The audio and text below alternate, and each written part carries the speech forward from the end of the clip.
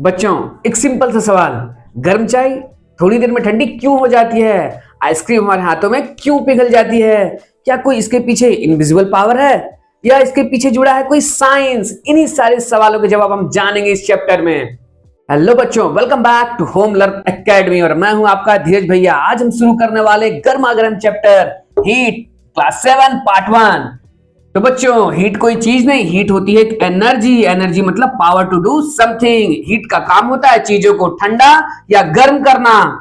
Heat का एक attitude है, वो वहां जाना पसंद करती है जहां टेम्परेचर कम हो। यानी बच्चों याद रखना, हीट हमेशा हॉट से कोल्ड की तरफ ट्रेवल करती है।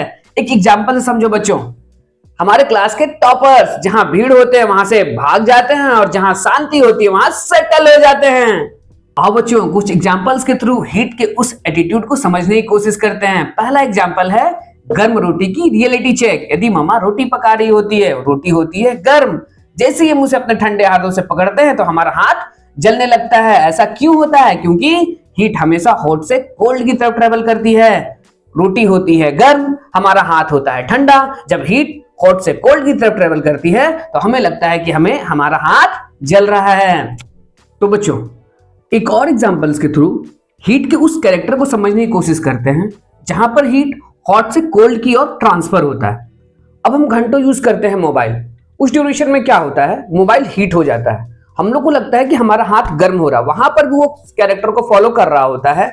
मोबाइल हो जाता है हीट, यानी मोबाइल हॉट हो गया, हमारा हाथ होता है कोल्ड, वहां पर भी क्या होता है, हीट हॉट से कोल्ड की ओर ट्रांसफर हो रहा होता है और हम लोगों को लगता है कि हमारा हाथ गर्म हो रहा है।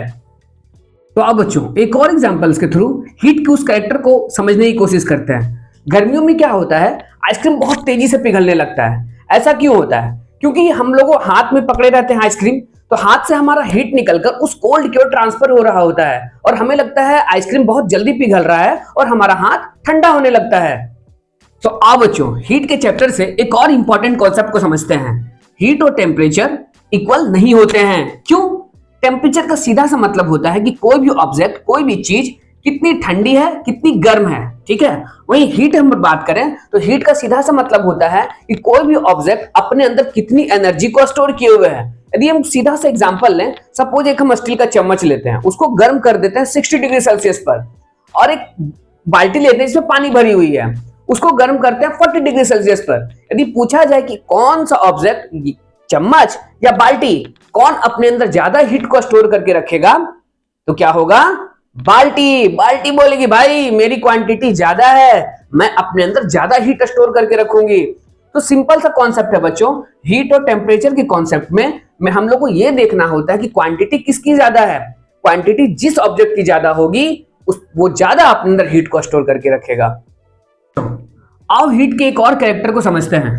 हीट हमेशा वार्म प्लेस से कोल्ड प्लेस की ओर मूव करता है, यानी कि गर्म जगह से ठंडी जगह पर हमेशा हाई टेम्परेचर से हमेशा वो लो टेम्परेचर की ओर मूव करता है। हीट का ये one of the most important character है बच्चों, इसे हमेशा याद रखना।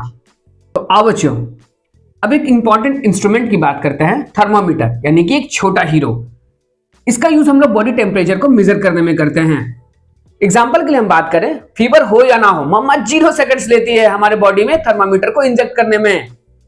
तो बच्चों, इस वीडियो में हम लोगों ने हीट और एनर्जी के कॉन्सेप्ट को समझा, हॉट से कोल्ड की ओर ट्रांसफर हीट का उस कैरेक्टर को समझा, कुछ रियल लाइफ एग्जांपल्स को देखा, हीट और टेम्परेचर को कॉन्सेप्ट को समझा, साथ ही साथ थर्मामीटर को समझा।